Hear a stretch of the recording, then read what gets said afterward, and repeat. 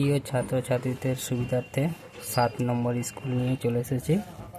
Test পেপারের 7 নম্বর school আছে তোমাদের 194 পেজে ভৌত বিজ্ঞানের। দেখো প্রথম কোশ্চিন কি বলেছে, এমসিকিউ। প্রথম কোশ্চিন বলেছে বায়ুমণ্ডলে থাকা কোন গ্যাস অতিবেগুনি রশ্মি শোষণ করে। তাহলে এটার উত্তর হয়ে যাবে O3। এটা হচ্ছে তোমার ওজোন গ্যাস বলা হয় একে, O3 কে। তাহলে এই গ্যাসটা আমাদের অতিবেগুনি রশ্মিটা শোষণ করে আমাদের পৃথিবীর জীবজগৎকে রক্ষা করে। এই ওজোন স্তর যদি না থাকতো তাহলে কি হতো, তাহলে সেই রশ্মিটা সরাসরি আমাদের পৃথিবীর ভূপৃষ্ঠে চলে আসতো এবং যেসব প্রাণী উপরে পড়তো তাদের স্কিন ক্যান্সার হয়ে যেত।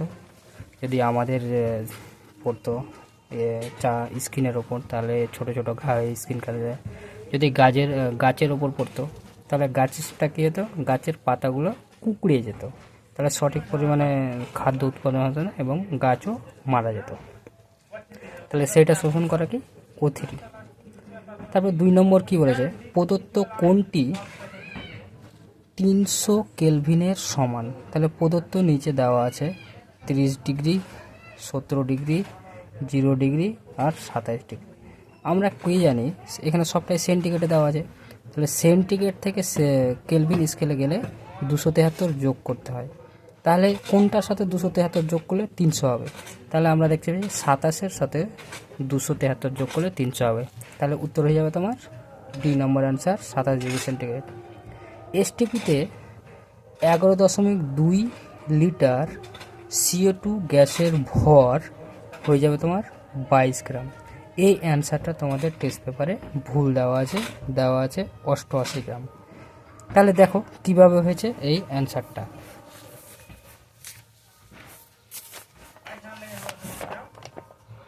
তাহলে দেখো H2 কি আছে, CO2 গ্যাসের আণবিক ভর কত। CO2 গ্যাসের আণবিক ভর আর হচ্ছে কার্বনের 12 আর অক্সিজেনের 16। অক্সিজেন দুটো আছে তাই 2 দিয়ে গুণ করে দিলাম, তাহলে 12, তাহলে 16 2 32, তাহলে কত হয়ে গেল 44 গ্রাম পার মোল আণবিক ভর হয়ে গেল। তাহলে CO2-র ক্ষেত্রে এসটিপিতে যে কোনো গ্যাসের ক্ষেত্রে আয়তন কত হবে, 22.4 লিটার। আর 1 মোলের ক্ষেত্রেও 1 মোলের ক্ষেত্রে কোনটা হবে, তাহলে 1 মোলের ক্ষেত্রে ওই অণুতে যত গ্রাম আণবিক ভর আছে সেটা। তাহলে এটা CO2-র ক্ষেত্রে কি 44 গ্রামটাই হচ্ছে তোমার 1 মোল। তাহলে CO2-র ক্ষেত্রে এসটিপিতে কী হচ্ছে দেখো, 22.4 লিটার CO2 গ্যাসের ভর কত হবে 44 গ্রাম বা 1 মোল। যেহেতু CO2 গ্যাসের ক্ষেত্রে করছি তাই 44 গ্রাম হয়ে যাবে, নয়তো যে কোনো গ্যাসের ক্ষেত্রে কি সেটা 1 মোল। তাহলে 1 লিটার কার্বন ডাইঅক্সাইড গ্যাসের ভর কত হয়ে যাবে, তাহলে 44/22.4। তারপরে তাহলে কোশ্চিনে দেওয়া আছে 11.2 লিটারের কথা। তাহলে এখানে বসেছিলাম 11 দিয়ে গুণ হয়ে গেল, তারপরে কত, এটাকে 2 দিয়ে কাটলে কত 2 হবে, 11.2 আর এটা 22.4, তাহলে 2 দিয়ে হলো। তাহলে এইটাকে 2 দিয়ে যদি কাটাকুটি করে তাহলে 22 গ্রাম। তাহলে 22 গ্রাম হয়ে যাবে তোমাদের অ্যান্সার। এই কোশ্চেনটা তোমাদের টেস্ট পেপারে ভুল আছে, ওই জন্য তোমরা অবশ্যই আমার ইউটিউবটা চ্যানেলটাকে সাবস্ক্রাইব করবে, ফলো করবে। যে সমস্ত অ্যান্সার তোমাদের ভুল দেওয়া আছে ওগুলো সঠিক অ্যান্সার আমি করিয়ে দেবো। ঠিক আছে, তোমরা পজ করে এই অঙ্কটা করে নেবে। তারপরে দেখো তারপরে কি বলেছে, 3 নম্বর হলো 4 নম্বরটা কি বলেছে, লোহার দৈর্ঘ্য প্রসারণ গুণাঙ্ক আলফা হলে ক্ষেত্র প্রসারণ গুণাঙ্ক হবে 2 আলফা। তাহলে 2 আলফা হবে, তাহলে এটা কেমন করে 2 আলফা হলো, এটাও একটু ক্যালকুলেশন তোমাদের দেখিয়ে দেওয়া যাক।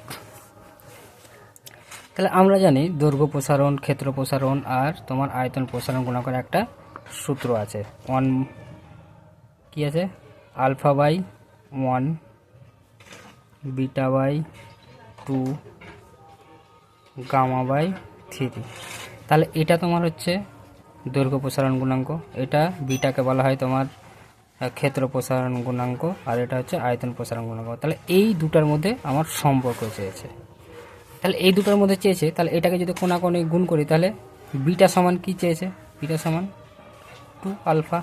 তাহলে বুঝতে পারলে ওই 2 আলফাটা কেমন করে এসছে, তাহলে ওই জন্য অ্যান্সার হয়ে গেল তোমার বি নম্বরের 2 আলফা। 5 নম্বর কী বলেছে, অবতল দর্পণের ফোকাস ও বক্রতা কেন্দ্রের মাঝে কোনো বস্তু থাকলে প্রতিবিম্ব হবে সৎ এবং বর্ধিত। সৎ এবং বর্ধিত তাহলে কেমন করে হচ্ছে, তাহলে এটা একটু ছবিটা দেখে নাও। ছবিটা তোমরা এই ছবিটা দেখবে। তাহলে এটা একটা অবতল দর্পণ, এটা দিয়ে দাও M1 M2। তাহলে অবতল দর্পণ, এটা হচ্ছে মেরু, এটা ফোকাস, এটা বক্রতা কেন্দ্র।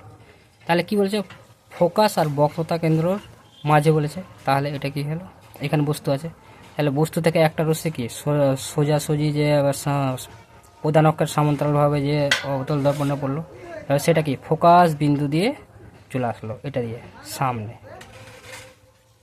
এমনি চলে আসলো। এটা সোজা রশ্মিটা হবে, আমি এঁকেছি তাই একটু একা বেঁকা হয়ে গেছে। তাহলে এটা সোজা এইভাবে চলে আসলো।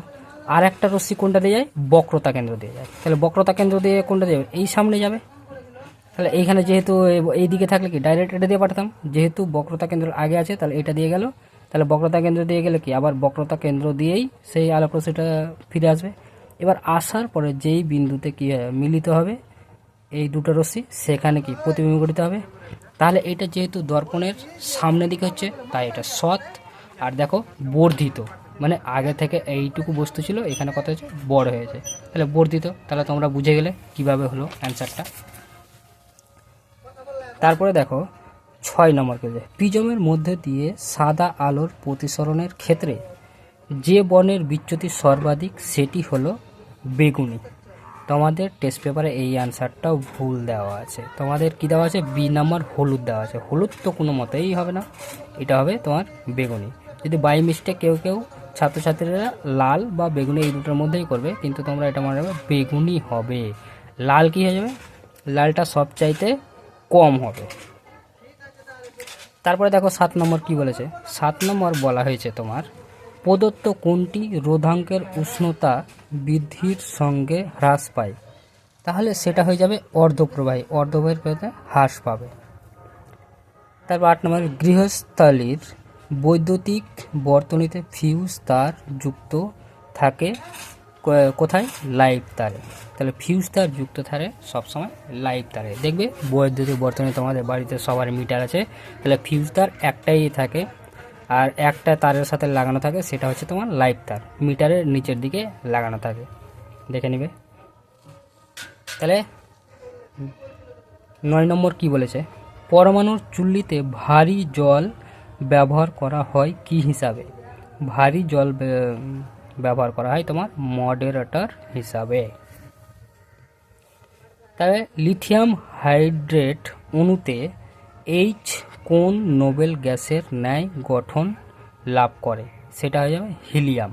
তাহলে লিথিয়াম 3 একটা কি করবে, একটা ইলেকট্রন দান করে দিবে, লিথিয়ামের পারমাণবিক সংখ্যা একটা ইলেকট্রন দান করলে কি হয়ে যাবে, এইচটা গ্রহণ করবে। তাহলে এটা কি আছে, একটা দান করে দিলে তো এইচটা এলএইচ, সেটা এটাও 2 হয়ে গেলো, এটাও 2 হয়ে গেলো। তাহলে এও লিথিয়ামের মতো ইলেকট্রন বিন্যাস লাভ করলো, এও না সরি হিলিয়ামের মতো ইলেকট্রন লাভ করলো, এও হিলিয়ামের মতো লাভ করলো, তাই জন্য অ্যান্সার হয়ে যাবে হিলিয়াম। তাহলে 11 নম্বর কি বলেছে, মৌলের কোন ধর্মের ভিত্তিতে আধুনিক পর্যায় সারণী গঠিত হয়েছে, আধুনিক পর্যায় সারণী গঠিত হয়েছে তো পারমাণবিক সংখ্যা। আর যদি বলে দিতে এটা আধুনিক না বলে দিতে পুরাতন বা আগের মেন্ডেলিভের পর্যায় সারণী, তাহলে সেটা হয়ে পারমাণবিক ভর হয়ে যেত। তাহলে এটার অ্যান্সার হয়ে পারমাণবিক সংখ্যা। তড়িৎ, তারপরে 12 নম্বর কি বলেছে, তড়িৎ বিশ্লেষণ প্রক্রিয়ায় অ্যানোডে কি বিক্রিয়া ঘটে, তাহলে অ্যানোডে বিক্রিয়া ঘটে তোমার জারণ, অ্যানোডে বিক্রিয়া ঘটে জারণ। ল্যাব্লাক পদ্ধতিতে প্রস্তুত করা হয় HCl হাইড্রোক্লোরিক অ্যাসিড, ল্যাব্লাক পদ্ধতিতে প্রস্তুত করা হয়। তারপরে কি বলেছে 14 নম্বর, গ্যালভানাইজেশন পদ্ধতিতে কোন ধাতু ব্যবহৃত হয়, এটা হয়ে যাবে তোমার জিঙ্ক, এই ধাতুটা হয়ে যাবে তোমার জিঙ্ক। তারপরে দেখো 9টা কি বলেছে, না 15টা সরি, প্রদত্ত কোনটি অসম্পৃক্ত হাইড্রোকার্বনের সাধারণ সংকেত, অসম্পৃক্ত হাইড্রোকার্বনের সাধারণ সংকেত। তারপরের পেজে দেখে নাও, এটার অ্যান্সার হয়ে যাবে CN2N-2, CN2n-2, এটা অ্যান্সার। তাহলে তোমাদের MCQ শেষ হয়ে গেল। তারপরে দেখো ACQ কি বলা হয়েছে।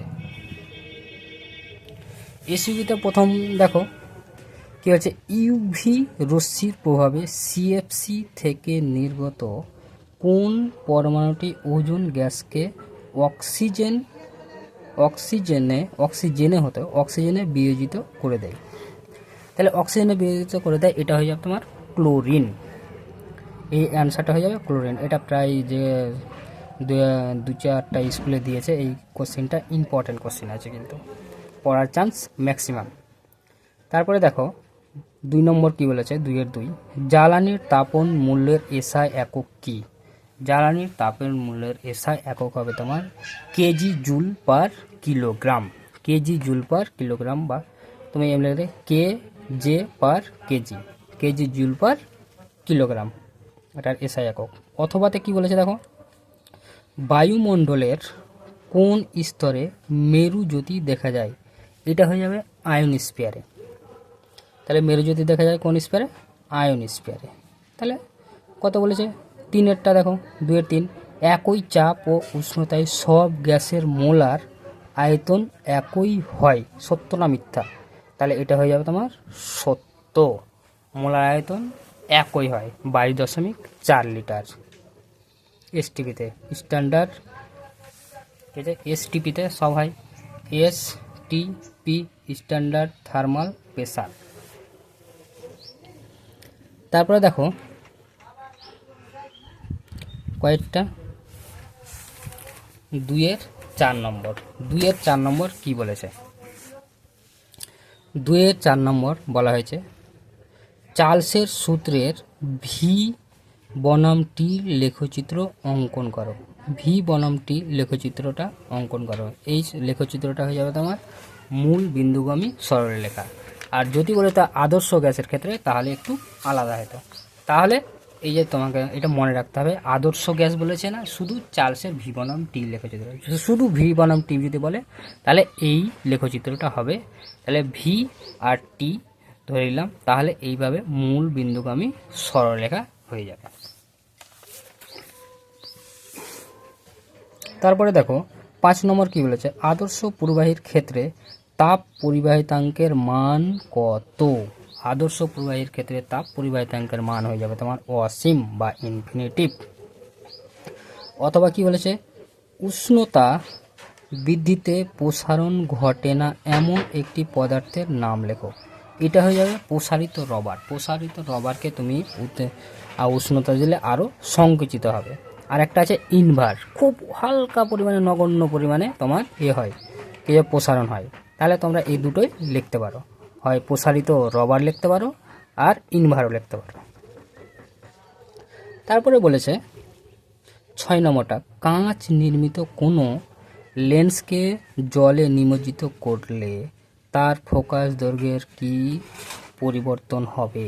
অবশ্যই পরিবর্তন হবে। সেটা ফোকাস দৈর্ঘ্য কী পাবে? বৃদ্ধি পাবে। তাহলে ফোকাস দৈর্ঘ্যটা বৃদ্ধি পেয়ে নেবে।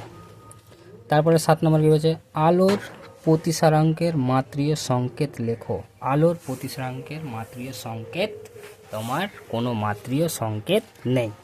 তাহলে এখানে তোমাকে লেখো বলেছে, তাহলে তোমাকে বলে দিত আলোর প্রতিসারাঙ্কের মাত্রীয় সংকেত নেই, বা মাত্রাহীন একটি রাশি। তোমাদের বিভ্রান্তি করার জন্য এই ধরনের কোশ্চিন দিয়ে থাকে। তারপরে 8 নম্বর কি বলেছে, নিউক্লিয় সংযোজনে যে শক্তি মুক্ত হয় তার উৎস কি? এটা হয়ে যাবে তোমার ভর ত্রুটি। ওই যে ভরটা যে রাসায় তোমার শক্তিতে রূপান্তরিত হচ্ছে, ওটাই তোমার মূল শক্তির উৎস। অথবা কি বলেছে, পৃথিবীর বয়স নির্ণয়ে কোন তেজস্ক্রিয় আইসোটোপ ব্যবহৃত হয়? এটা হয়ে যাবে কার্বনের C14 আইসোটোপ। C14 এই আইসোটোপটা, কার্বনের এই আইসোটোপটা ব্যবহার করা হয় পৃথিবীর বয়স নির্ণয় করতে। তারপর দেখো কি বলেছে, 9টা, কোষের তড়িৎচালক বল মাপা হয় কোন যন্ত্রের সাহায্যে? এটা হয়ে যাবে পোটেনশিওমিটার যন্ত্রের সাহায্যে কোষের তড়িৎচালক বল মাপা হয়। 10-এর কি বলেছে, ফ্লেমিংয়ের বামহস্ত নিয়মে তর্জনী কিসের দিক নির্দেশ করে? চৌম্বকের অভিমুখ নির্দেশ করে। চৌম্বকের অভিমুখ নির্দেশ করে। তারপরে দেখো, তারপরে হচ্ছে তোমার বাম দিক ডান দিক। তাহলে কি বলছে? তীব্রতম তড়িৎ ধনাত্মক মৌল হচ্ছে তোমার সিজিয়াম। তড়িৎ ধনাত্মক মৌল তোমার সিজিয়াম। তাহলে সি হয়ে যাবে, এটা অ্যান্সার হয়ে যাবে 1। তারপরে গ্রুপ 17 নম্বরকে কি বলা হয়? হ্যালোজেন মৌল। তাহলে এটা হয়ে গেল তোমার 2। ধাতু সংকর কাঁসাতে উপস্থিত থাকে টিন। কাঁসাতে উপস্থিত থাকে তোমার 3। এখানে 3 আবার টিন একই রকম মিলে গেছে। তারপর দেখো খাদ্য লবণ বি। খাদ্য লবণ কোথায়? বি নম্বর অ্যান্সার তোমার তড়িৎযোজী হয়। খাদ্য লবণ তড়িৎযোজী। যে আমরা যে লবণটা খাই সেটা জলে দ্রবীভূত করলে জল তড়িৎ প্রবহন করতে সক্ষম হয়ে যাবে। নয়তো শুধু পাতিত জল তড়িৎ প্রবহন করে। এরকম অনেক জায়গায় কোশ্চেন আছে, পাতিত জল তড়িতে সুপ্রবাহী না কুপ্রবাহী? পাতিত জল কুপ্রবাহী, কিন্তু জলের সাথে লবণ বা আরও কিছু মিশে থাকলে সেটা সুপ্রবাহী হবে। তারপরে দেখো ত্রিবন্ধন যুক্ত মৌলিক অণুর নাম কি? ত্রিবন্ধন যুক্ত মৌলিক অণুর নাম। ত্রিবন্ধন যুক্ত মানে 3টা বন্ধন থাকবে, তাহলে সেটা মৌলিক অণুর নাম হয়ে যাবে তোমার কি? তাহলে ত্রিবন্ধন কি? 2টা কার্বনে হবে। তাহলে দেখো একটা দেখিয়ে দিই, ত্রিবন্ধনযুক্ত মৌলিক অণুর নাম। তাহলে 2টো কার্বন থাকলে তাহলে তো ত্রিবন্ধন হবে। 1 2 3 একটা। তাহলে এটার নাম কি হয়ে যাবে? ইথ। তাহলে ইথ আইন। ইথ আর ট্রিপল ওয়ান থাকলে কি হয়? আইন। তাহলে এই হসন্তটা উঠে গিয়ে কি হয়ে যাবে? আটা যুক্ত হয়ে যাবে। তাহলে হাসি থা আ উচ্চারণ হচ্ছে না, তাহলে ওই আটা লে গেল আকার হিসাবে। তাহলে ইথাইন। তাহলে কি উত্তর হয়ে যাবে তোমার? ইথাইন। বুঝেছ আশা করি সবাই। ত্রিবন্ধন যুক্ত মৌলিক অণুর নাম হয়ে গেল তোমার ইথাইন। তারপর 13 নম্বর কি বলেছে? তড়িৎ বিশ্লেষণ প্রক্রিয়ায় কোন শক্তিতে রূপান্তরিত হয়? তাহলে রাসায়নিক শক্তি রূপান্তরিত হয় তোমার বৈদ্যুতিক শক্তিতে। রাসায়নিক শক্তি রূপান্তরিত হয় তোমার বৈদ্যুতিক শক্তিতে। তারপরে 14 নম্বর কি বলেছে? তড়িৎ কোষের যে তড়িৎদ্বার ব্যাটারির ঋণাত্মক মেরুর সাথে যুক্ত থাকে তাকে কি বলে? তাকে বলা হয় ক্যাথোড। তাহলে তাকে কি বলা হয়? ক্যাথোড বলা হয়। অথবা কি বলেছে? তামার উপর রূপার প্রলেপ দিতে তড়িৎ বিশ্লেষ্য হিসাবে কি ব্যবহার করা হয়? তাহলে কি ব্যবহার করা হবে? তাহলে সেইটা তোমার হয়ে যাবে silver nitrate, AgNO3। Silver nitrate, এটার আনসার হয়ে যাবে তোমার সিলভার নাইট্রেট। 15 নম্বর কি বলেছে? ধূমায়মান সালফুরিক অ্যাসিড কাকে বলে? এখান থেকে ওই ধূমায়মান সালফুরিক অ্যাসিড থেকে অনেক কোশ্চেন হয়, প্রায় প্রতিবারই পড়ে এখান থেকে একটা করে কোশ্চেন। তাহলে ধূমায়মান সালফুরিক অ্যাসিড কাকে বলে? তাহলে ধূমায়মান সালফুরিক অ্যাসিড কাকে বলে দেখো। তাহলে কি বলেছে? স্পর্শ চুল্লি থেকে নির্গত SO3 গ্যাসকে ঠান্ডা করে শোষক স্তম্ভে 98% গাঢ় H2SO4 দ্বারা শোষণ করলে পাইরোসালফিউরিক অ্যাসিড বা ওলিয়াম উৎপন্ন হয়। একে ধূমায়মান সালফিউরিক অ্যাসিড বলে। এর সংকেত কি? H2, এটা দেয়নি তবু আমি দিয়েছি, H2O7। তাহলে এই কোশ্চিনটা অনেক রকম ঘুরে আসতে হবে। তোমাকে বলে দেবে ধূমায়মান সালফুরিক অ্যাসিড বলেছে, তোমাকে বলে দিতে পারে ধূমায়মান সালফুরিক অ্যাসিডের সংকেত কি। তারপর বলেছে পাইরো সালফিউরিক অ্যাসিডের সংকেত কি, এটাই হবে। ওলিয়ামের সংকেত কি, এটাই হবে। তাহলে এখান থেকে 3টা কোশ্চিন হতে পারে। তাহলে একটা তোমার হয়ে গেল তোমার এ কাকে বলে? ধূমায়মান সালফুরিক অ্যাসিড কাকে বলা হয়? পাইরো সালফিউরিক অ্যাসিডের সংকেত লেখো, ওলিয়ামের সংকেত লেখো। তাহলে এই 3টা কোশ্চেন আছে, তাহলে সংকেতটা এটা। বুঝতে পারলে? তারপরে দেখো, তোমরা অবশ্যই পজ করে লিখে নেবে যেগুলো দিচ্ছে, তাহলে তোমাদের সুবিধা হবে। তাহলে কোন অ্যাসিডকে মিউরেটিক অ্যাসিড বলে? এটা হচ্ছে তোমার HCl, হাইড্রোক্লোরিক অ্যাসিডকে মিউরেটিক অ্যাসিড বলা হয়। অথবা কি বলেছে, ওয়াসল্ট পদ্ধতিতে কোন অ্যাসিড তৈরি করা হয়? ওয়াসল্ট পদ্ধতিতে অ্যাসিড তৈরি করা হয় নাইট্রিক অ্যাসিড HNO3, তোমার ওয়াসল্ট পদ্ধতিতে প্রস্তুত করা HNO3 গ্যাসকে, অ্যাসিডকে, সরি। তারপরে দেখো 17 নম্বর কি বলছে, অ্যালকিন শ্রেণীর প্রথম যৌগটির নাম ও সংকেত লেখো। অ্যালকিন শ্রেণীর প্রথম যৌগটির নাম ও সংকেত। তারপর অ্যালকিন, কিন মানে কি? তাহলে এটা দেখো এখানে 2.17, তাহলে এটা নাম হয়ে যাবে তোমার ইথিন, এটার নাম হয়ে যাবে কি ইথিন। সংকেত কি হয়ে যাবে? CH2 ডবল বন্ড CH2, এটা তার সংকেত। আর সাধারণ সংকেত হয়ে যাবে তোমার CnH2n। যদি তোমাকে সাধারণ বলতো কি অ্যালকিন শ্রেণীর সাধারণ সংকেত নাম লেখো, তাহলে এটা লিখতে হতো। তাহলে আমাকে যদি একটা যৌগের নাম চেয়েছে, একটা মৌলের নাম চেয়েছে আর সংকেত চেয়েছে, তাহলে এই দুটো লিখলে যাবে। তোমাদের সুবিধার্থে আমি এটা লিখে দিয়েছি, ব্যাস। তারপরে দেখো 17 নম্বর হয়ে গেল। তারপরে 18 নম্বর কি বলেছে? 18 নম্বর বলেছে CH3 CH2 CH2OH এর ইউপ্যাক নাম। তাহলে এটার ইউপ্যাক নাম দেখো, তাহলে এটার ইউপ্যাক নাম কি বলেছে? CH3 CH2 CH2OH। তাহলে নাম্বারিং কেন? যেটা এই যে কার্যকরী মূলক আছে সেই দিক থেকে নাম্বারিং হবে 1 2 3। তাহলে 3টা কার্বন থাকলে কি হয়? প্রোপ। আর কি আছে? প্রোপ আর তোমার কার্যকরী মূলক থাকলে আর সিঙ্গেল বন্ড থাকলে, তাহলে সেই ক্ষেত্রে এন আসে না, আন আসে কার্যকরী। যদি এইটা না থাকতো তাহলে আমি প্রোপ এন লিখতাম, তাহলে এটার জন্য আন আসবে। আর তোমার OH গ্রুপ আছে, তার জন্য কি আসবে? ওয়াল আসবে। তাহলে 1 নম্বর কার্বনে আছে, তাই 1 নম্বর ওয়াল দিয়ে দিলাম। তাহলে ওয়ালটা না দিলেও চলো, 1 নম্বর কার্বনে 1 দিলেও হয়, না দিলেও হয়, তাহলে আমি দিয়ে দিয়েছি। দেখো তাহলে এটা দুটো কি? তাহলে প্রোপান 1 ওয়াল। তাহলে এই আনটা যুক্ত হলে, এই হসনটা উঠে গেলে কি হলো? এই আটা আকার হিসাবে যুক্ত হয়ে গেল। তাহলে প্রোপা, দেখো পা উচ্চারণ করতে আসছে, তাহলে প্রোপ আন দন্তনটা থেকে গেল।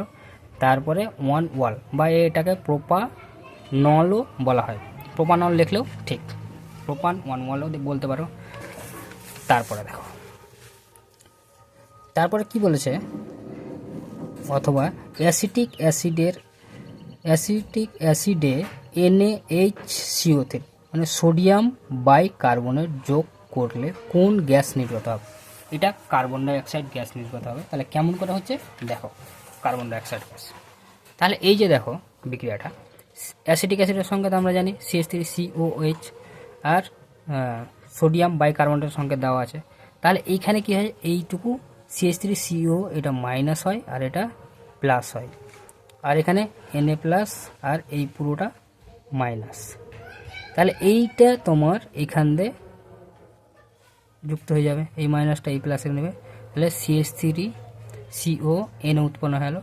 আর এই H প্লাস আর এই যে HCO3 মাইনাস এর সাথে বিক্রিয়া করে দেবে, এখানকার একটা H আর এখানকার একটা H, আর এখানকার একটা অক্সিজেন নিয়ে কি উৎপন্ন করবে?